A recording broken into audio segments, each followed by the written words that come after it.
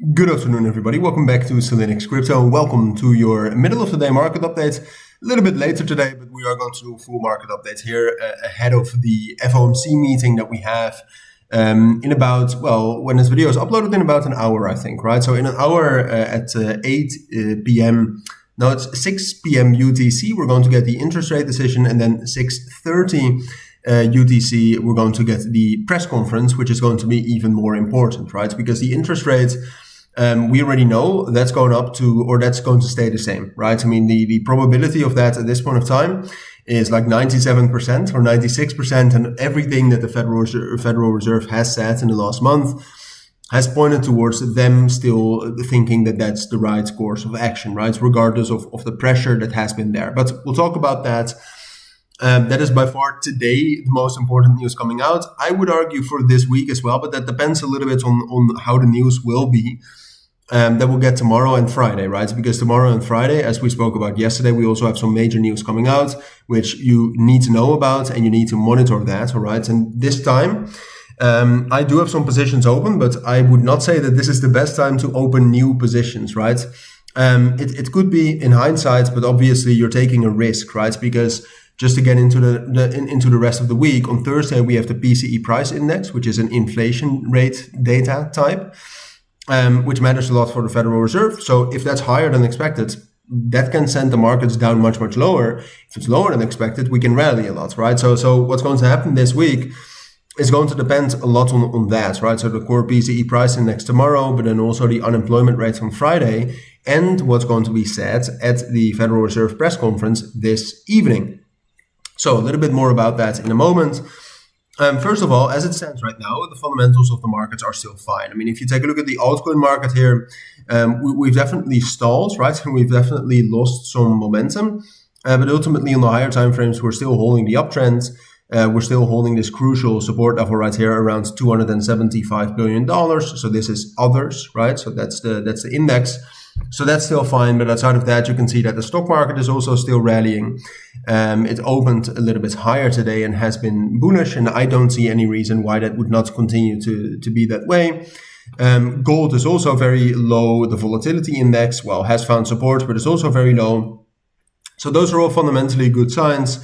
The Coinbase Bitcoin premium is also at a premium again. It's a little bit lower, but this ultimately doesn't matter that much, especially not if it's this recent and, purely technically at this point of time, it's at a premium, right? So what are we even talking about? But this obviously went into a discount, and if it drops back down into a discount and it stays that way for a prolonged period of time, that could be bad. By the way, I switched to my laptop microphone again. The microphone yesterday wasn't too great. I know this audio quality is bad as well, but still, hopefully we can manage for this week, right? And next week I'm back with normal videos and a normal microphone. But all right, so Bitcoin itself, very, very stable. We'll talk about Ethereum and XRP in a moment.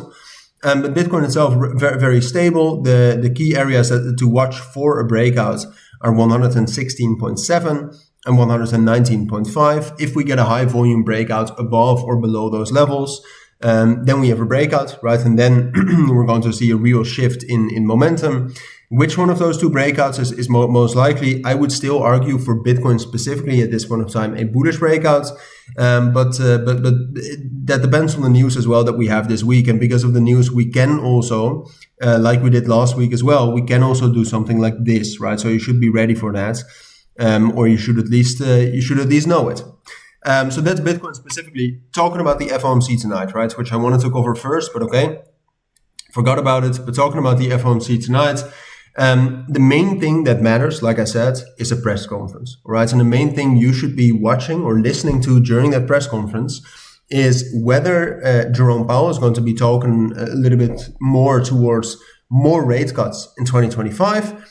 Or whether he's hawkish, right? So that the rate is going to stay the same as it was right now. And you can listen to the tones. You can try to do that. It's quite fun.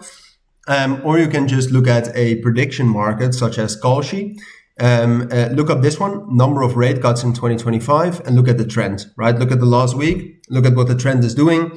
And what you want to see is that either exactly one cut or exactly two cuts is going to increase. So that hasn't happened over the last 24 hours. That's bearish.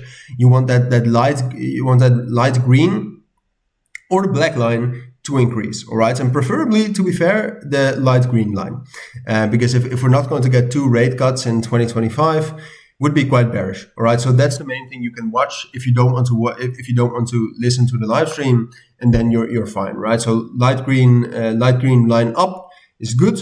Light green line down is bad. That's as simple as it gets. And when we're talking about our favorite main coins, I think Ethereum on the higher time frames is also still very bullish, but it has failed to hold the bullish momentum, right? So I think it's a little bit more likely that this is, similar to Bitcoin, going to consolidate up here, right? So that means between 3,830 and 3,550, where a bullish breakout, similar as what I think with Bitcoin, is most likely.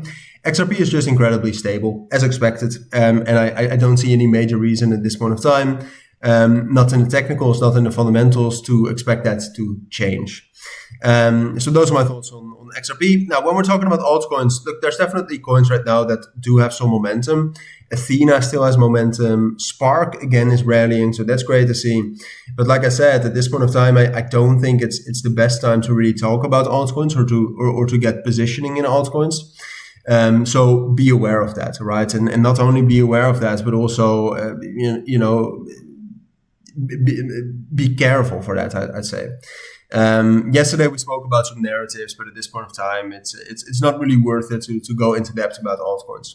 A lot of altcoins, as you can also see right here, are just incredibly, or maybe I can show you better here, are just incredibly correlated to Bitcoin, right? And like I said, coins like Athena, coins like Conflux, coins like Spark can perform a bit better, but ultimately most of the market is just moving together with Bitcoin. So tomorrow we can talk a little bit more about altcoins, I presume. So hopefully I'll see you all in my new video tomorrow. But for now, that's it. That's what I think you need to know about the markets for today going into tomorrow. Take care and bye.